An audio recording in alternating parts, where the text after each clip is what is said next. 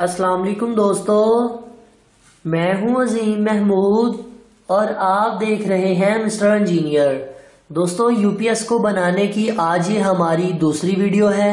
इस वीडियो में हम ये सीखेंगे कि इस कंट्रोल किट या जिसे आप मदरबोर्ड कह सकते हैं यूपीएस का, इसका क्या काम होता है, इसके अंदर कौन कौन से कंपोनेंट्स लगे होते हैं और उनका क्या क्या काम है और उन्हें किस तरह से एडजस्टमेंट किया जा सकता है, इनके कनेक्शंस को कहां कहां पर हमें लगाना पड़ता है। तो दोस्तों, वीडियो को शुरू करने से पहले मैं तमाम नए आने वाले दोस्तों से ये गुजारिश करता हूं कि अगर आपने हमारे चैनल को सब्सक्राइब नहीं किया हुआ तो इस सब्सक्राइब बटन के ऊपर क्लिक करके सब्सक्राइब कर लें। तो दोस्तों, चलिए शुरू करते हैं।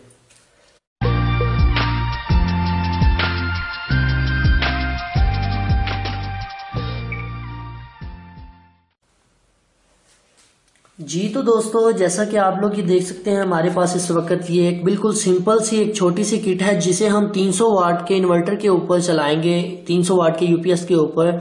सो आज की इस वीडियो में हम इसके कनेक्शंस के बारे में सीखने वाले हैं कि कनेक्शंस के ऊपर क्या क्या चीजें हैं और इन्हें किस तरह से ऑपरेट किया जाता है।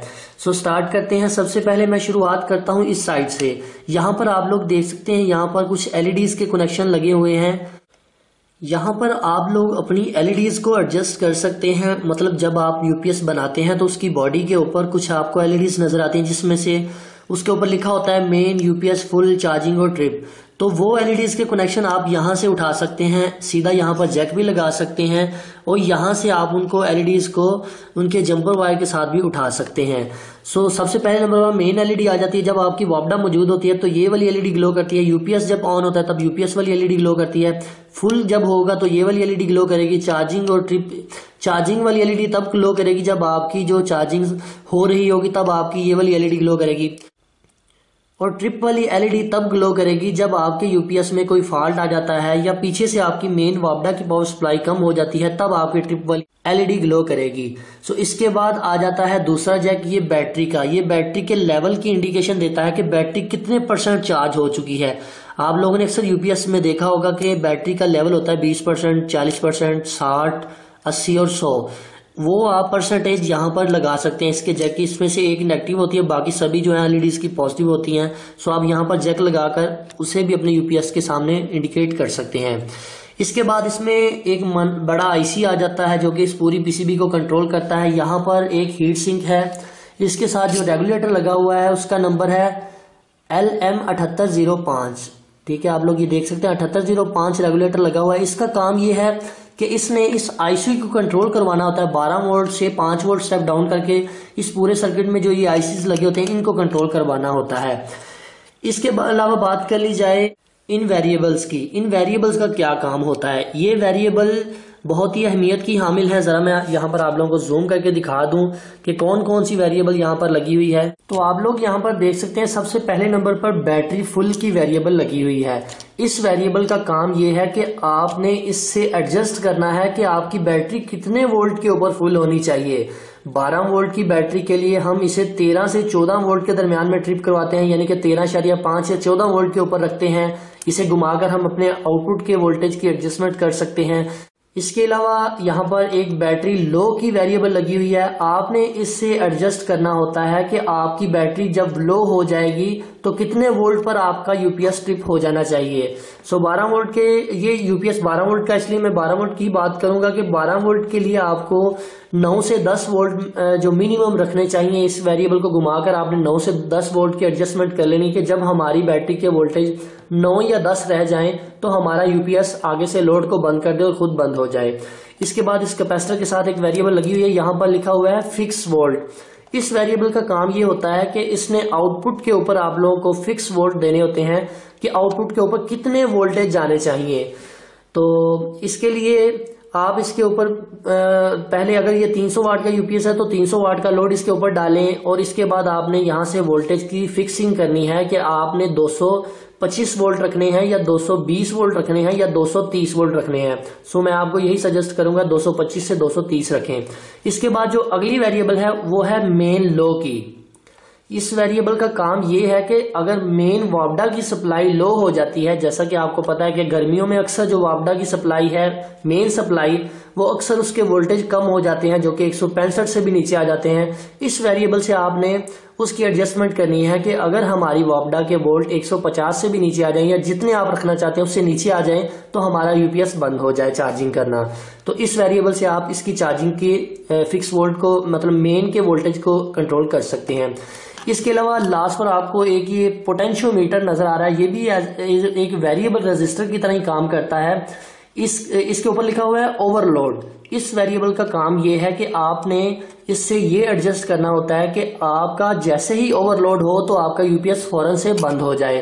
तो इसे एडजस्ट करने का ये तरीकाकार होता है कि आप अगर 300 वाट का यूपीएस है तो 300 वाट का लोड डालें और इसे एडजस्ट करें। जैसे ही 300 वाट से थोड़ा सा ज्यादा 330 वाट या 20 वाट का लोड होता है तो आपका यूपीएस फौरन से बंद हो जाए। सो उससे आप इस जगह से एडजस्ट कर सकते हैं। वेल जी, इसके बाद यहाँ पर एक ट्रांसफार्मर लगा हुआ है। ये 12 वोल्ट की किटों में लगा होता है अक्सर। आप लोग ये देख सकते हैं कि इसकी आउटपुट जो है वो AC 13 वोल्ट है। AC 13 वोल्ट, इसने 220 वोल्ट को स्टेप डाउन करके AC 13 वोल्ट आउटपुट के ऊपर देने होते हैं, जो कि इन रेक्टिफायर्स जो कि एज ए ब्रिज का काम कर रहे हैं, इन्होंने आगे से DC में कन्वर्ट करके इस पूरे सिस्टम को चलाना होता है। इस मदरबोर्ड को पावर सप्लाई फ्राहम करनी होती है। इसके अलावा यहाँ पर कुछ ऑप्टो कपलर्स लगे हुए। इसके बाद अब बात कर ली जाए रिलेज की। यहाँ पर आप लोगों को बेसिक 2 रिलेज देखने को मिलेंगी, एक ये बड़ी रिले है और एक ये छोटी रिले है। इस बड़ी रिले का काम ये होता है कि इसने यूपीएस और मेन जिसे हम वापडा कहते हैं उसके दरमियान ट्रिपिंग करवानी होती है। जैसे ही वापडा की लाइट चली जाती है तो इसने ट्रिप होकर यूपीएस के ऊपर आ जाना होता है और जैसे ही वापडा की लाइट आती है इसने दोबारा से ट्रिप होकर वापडा के ऊपर वापस आ जाना होता है। इस रिले का ये काम होता है कि ये सप्लाई को ट्रिप करवाती है। इसके बाद ये जो छोटी रिले लगी हुई है ये 12 वोल्ट को ट्रिप करवाने के लिए होती है। मतलब आपकी बैटरी जब फुल हो जाती है तो इस रिले का ये काम होता है कि ये आपकी बैटरी को ट्रिप करवा देती है ताकि आपकी बैटरी ओवरचार्ज ना हो। इसके अलावा यहाँ पर कुछ कैपेसिटर्स लगे हुए हैं, डायोड्स लगे हुए हैं और ये मेन के ऊपर कुछ फिल्टर कैपेसिटर लगे हुए हैं। अब बात कर ली जाए कि इसके ऊपर कनेक्शंस आपने किस तरह से करने हैं। सो अगर हम यहाँ पर देखें तो यहाँ पर लिखा हुआ है स्विच। यहाँ पर आप अपना वो मेन वाला स्विच लगा सकते हैं। स्विच के 2 कनेक्शन लगा सकते हैं जिसके साथ आपने अपने यूपीएस को ऑन या ऑफ करवाना होता है। वो मेन के ऊपर होता है, उसकी 2 वायर्स यहाँ पर आप लगा लें तो ये पूरा बोर्ड इस बटन के जरिए कंट्रोल होगा जो आपने आगे लगाया होगा। तो इसके अलावा यहाँ पर लिखा हुआ है जी फैन।